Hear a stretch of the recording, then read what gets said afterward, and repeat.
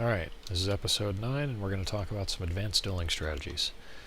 On the topic of high-level duel analysis, there's a nice video on YouTube by DDK, which I'm going to link in the description. He talks about Quake Live stuff like assigning values to situations in the game, such as positional advantage based on weapons that you have, weapons the opponent has, strengths in the map geometry, such as cover and escape routes. So that sort of stuff is great. It's another nice analysis on this same topic, and combat tips, the same stuff as well. But little side tangent here. Quake Live. The health and armor mechanics in Quake Live make it so it takes a good bit longer to get to the max stack. In this game, if you spawn, you grab the green armor, grab the red armor, you're already at 200. In Quake Live, if you did that, you'd be at 125 and be ticking down. So the point that I want to make here is that in Reflex, it's not necessarily the end of the world if your opponent gets a red armor, because yeah, he's going to have a lot of armor, but that happens in this game. And on the other side, if you get a green armor and a yellow armor, you're at 150 and then you grab some shards, you're not far behind him. So in Quake Live, you'll find a lot of people making fights, or at least trying to damage their opponent at every single armor pickup. And that works well for the game in a lot of cases. In Reflex, I find people falling into that, but I think it's kind of a trap. Honestly, whenever I lose control in Reflex, I spend a lot more time just letting my opponent do his thing, especially after he gets the red armor. I'm avoiding him, because he needs me to hurt him in order to get to the yellow armor. If he has 200 armor, he's going to need to fire 2 full rockets on himself to be able to grab this. It's a waste of rockets. He'll need to pick up some health. It's not something he wants to do. So if my opponent grabs the red, I'm going to get shards, I'm going to get green, I'm going to stack up on weapons. If the yellow armor is going to be coming up soon, but it's not up, I'm going to let him camp down there. I am not going to engage him. I'll just run away. And then eventually he needs to hurt himself, or he needs to leave the yellow armor up for me as he goes to get other things that he needs to maintain control. So, in general, if somebody gets red armor, unless he's low on health, avoid him. Stack up. Don't fight him until you're closer in health and armor to him.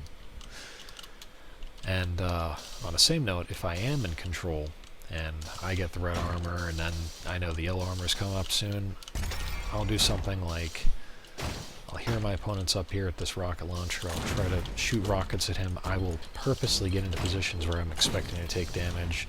I'll try to aggress him, but I won't get too far from the yellow armor, because I want to make sure he's not going to get this whenever it does come up. But I'm going to try to take damage. I call that baiting a fight. Just trying to get something out there. Or if I know the red armor's up and my opponent's on this side of the map, I'll peek over here, try to hit a rail, just peek at him, spam, might even try to take some damage. As long as I don't kill him and give him the chance of spawning at red, that's good. And for that matter, there are cases in this game where killing your opponent is not actually the optimal choice. And yes, I know frags are what win the game, but you only get frags with control. So, if you take a frag, or if you get a frag, but you give up control, was it really worth it? Depends on what your opponent does with it. So, on the topic of regaining control, as I said, I like to avoid fights, make my opponent go out of his way, make him either blast himself to take this yellow, or do something along those lines.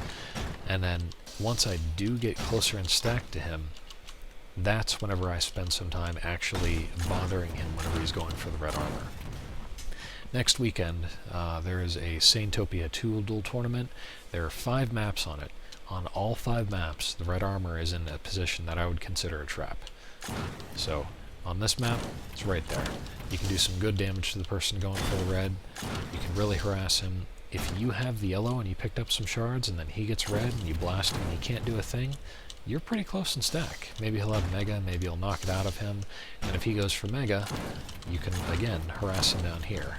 If you do more than 100 damage to him as he's going for Mega, and he doesn't do too much to you, that was a favorable engagement for you in which you came out ahead.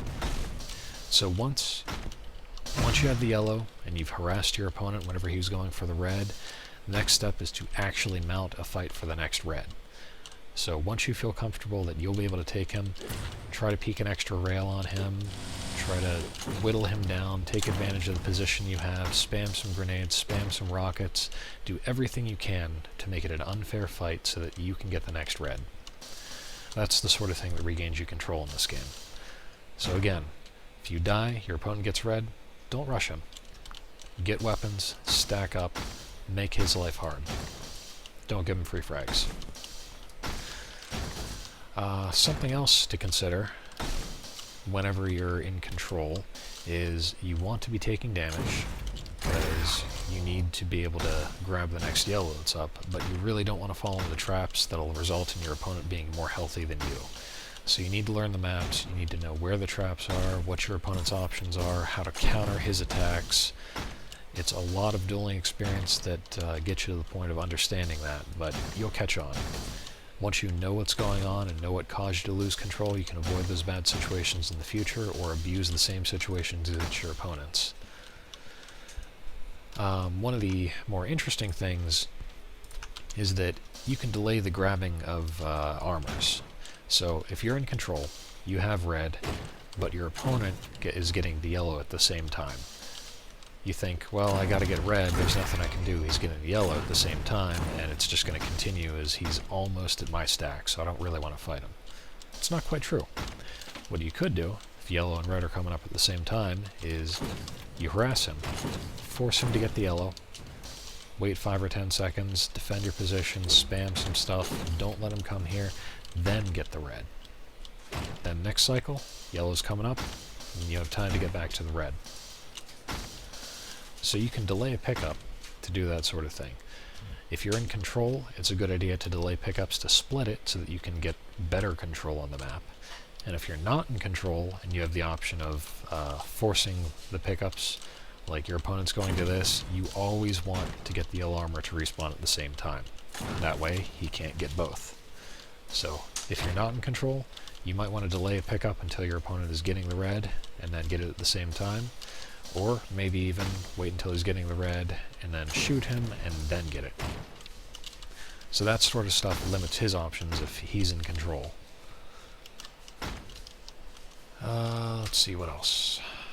As I said, there are situations in duel where killing your opponent is less than optimal. If the red armor's up over there and you're fighting him here and you kill him, there's a good chance he'll spawn over here. So try not to do that. Recent episode I also mentioned the wound and run strategy. So there are two situations in which this sort of thing can apply. Say you make your attack on the red armor, you're trying to get him down, but you know he's going to get the red armor and you have nothing, you can't do anything about it. Don't waste your life on it. Do damage to him, get him low on health, let him get the red, run away, take all the healths. You can do that sort of thing, and then his options are, well, not that good. Especially if you get the next yellow. So that's a strategy in which control is contested, and you can kind of take advantage of the limited resources that are not the armor. Another hypothetical situation is if you're over here, like I said, your opponent's respawned and the red armor is up, you can shoot him once with a rail and then run away. And that results in a situation where he simply needs to get everything. So it's just bad for him because there's nothing he's good on in terms of resources. Weapons, health, and armor are all low. So those are some advanced dueling strategies. They really apply on any map. Like I said, the traps of red armor on every map in this duel tournament. THCDM 13, it's here. DP4, it's on that little catwalk where you can shoot rockets from below and you have a good chance to rail somebody. THCT 2. Hopefully these aren't going to take too long to load. This map has it where if you're on that angled section above the mega health, you can rail him as he's going for the red. So you can go like that. You can spam rockets at him. And it's also good if your opponent's in control to waste his time. He might know you're here. He might know you're spamming rockets. The more time you waste of his, the better, because he's on the clock trying to run the items against you. So if he's waiting until you run out of rockets as you spam this red armor, that's fine. Once he goes for it, you can hop down, get a yellow, stock up on some weapons, maybe even the Mega will be spawning soon. Wasting your opponent's time whenever he's in control is a fantastic thing. On the flip side, if you're in control and you see somebody who's wasting your time and they're just spamming and you don't want to jump into it, get him away, force him away, steal another one of his items, and then go for the red. There are some other maps in this tournament. Let's see, T7 has it down at that lava pit that's very spammable from the lightning gun with rockets, or from the lower rocket launcher you can rail and bolt from there.